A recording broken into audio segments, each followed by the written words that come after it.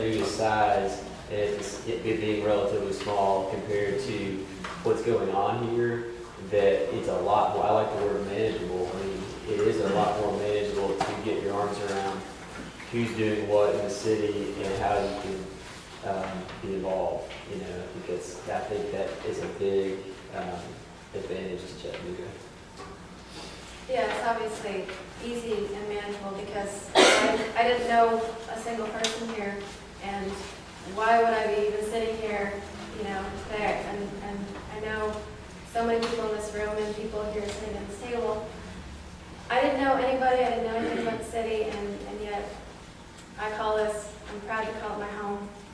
And I'm encouraging my sisters to come here.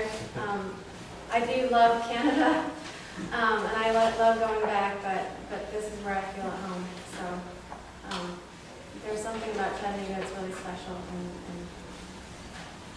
I just think it's a lot easier to become part of that community, make it yours. Okay, so it's going to be easy for us to talk in broad terms because we're saying this is a great place to be and why, but specifically even, what are some ways or what are some opportunities that you can specifically plug in here? Like for instance, Karen, when you came here, how did you do that? How did you first find a way to make inroads with the community? Well, the first thing, I joined a company as I first came here for work, and one of the best things I did was decide to just hang out outside of work with some of the girls I worked with, and we just started a group. It was just the three of us, and we thought, if you want to just invite your friends, and we'll just get together once a month. That mailing list has grown to 75 people now, and I just have a network of people that I can hang out with. I don't usually get all 75, it's at the most 25, but just young professionals. Actually, the ages range up to 60 years old, and that was the first big thing that actually allowed me to meet a lot of people in the city, because girls who were from here were inviting their other friends, and that's just expanded. So that was the first thing that allowed me to feel more connected here. I actually think that for a newcomer into Chattanooga, it's probably easier to get plugged in than most cities, just because, from my own experience when I was here, or even when I moved into the South Side, people, where are you from? I'm from Atlanta. Wow, that's awesome. Like people get excited to hear that you've made a choice to come to Chattanooga, and people generally are very supportive. They want you to stay, and they want you to be happy. Blythe Bailey back there, raise your hand. I tell you, one moment, it's funny, I think you don't forget, but I remember just hanging out with him at Stone Cup 6 years ago, and he saw a couple kind of fumbling with a map, and he took the time, turned around, and said, "Are y'all from out of town? Do y'all need help? Finding anything?" And that. I was impressed, and I think I've learned something from that, and I've always tried to be that way. And when you really look at it, especially in this creative district, you're going to find a lot of that energy. I think we all kind of freak out. We'll look down the street and we'll go, like, "Where'd that person come from?" They look kind of like they're not from here.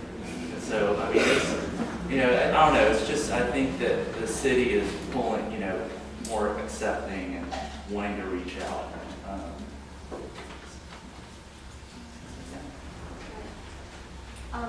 You guys have some unique positions in that you may have been an intern at one time, and now you may be in a position to have interns. Can you talk about your experience being an intern, and then maybe conversely your experience now having an intern and what that's been like, and if you try and offer them the same things that you experienced or different things, what you think that you can get out of an internship? Well, I'm a huge fan of internships. I graduated high school in '83, and I was interning my second year in college. I wasn't even supposed to. I just walked into like the placement office at Georgia State and just kind of like plucked, a marketing company card off the wall and put it with me. And I got in, and I think that's the whole thing about internships. You wouldn't make the effort unless you had a passion for it. And I certainly have a passion for marketing. And I have been working ever since that money. The first 2 years I worked for nothing, but it's I think anyone that's hiring, I know if I were hiring, I would like to see some sort of internship experience, just so that they made the effort. I know going away to Europe for a year is great and all that, whatever, but still, internships, wow. I mean, I'd almost require it in my book, replacing. I basically along the same lines, but I would just, change jobs or just go in because I'd be driven to get it and just go in at whatever level and work my way up. So I never had to. Is that how you got a really cool job, Monica? Yeah. She works at Gordon Pierce Brewing, so that's pretty cool. I work in operations, and I previously worked at Howell Environmental, which, if you're not familiar, it's garbage trucks and dump trucks, and completely different field. But I did the trade shows and event planning for that, and it was fun for 5 years. And then I just wanted a change of pace, a change of atmosphere, and there was a job opening, and I asked some questions and researched it and went for it. And it was to be originally as an assistant to the COO, which I'd never been anyone's assistant before, and wasn't really sure how I would do at that. To be honest with you, I was more a manager type position and more being in charge instead of. But it's worked out great, and I've grown from that. I've been there for 3 years, and it's a great company to work for. So I went from garbage trucks to beer, just like that. I mean, it's a pretty simple transition. They have a bar in their office. And, in operations too, it's like we do have a full bar, and we have a full kitchen that we test entrees and everything in for the menus. But it's everything, from crunching numbers to I do help with the cocktails, coming up with recipes, to go on the new menus and things like that. So it's a wide gamut of things in operations that has to do with all of our locations. We have 37 locations across the U.S. So that's all headquarters. Monica, do you guys have interns at Gordon Pierce? We actually do not. We're a very small office for the organization that we have for the as many. We only have probably about 40 people in our office, and everybody wears a bunch of different hats. It's definitely something we're open to. I mean, I'd definitely go back and bring this topic up. That would be great. Intern, beer taster. I've had a bunch of internships, and my experience was progressively they were worth more. Meaning, in general, internships, at least when I was doing them, were disorganized, sort of wasted time, and you had to figure out you needed to take the reins to get anything out of it.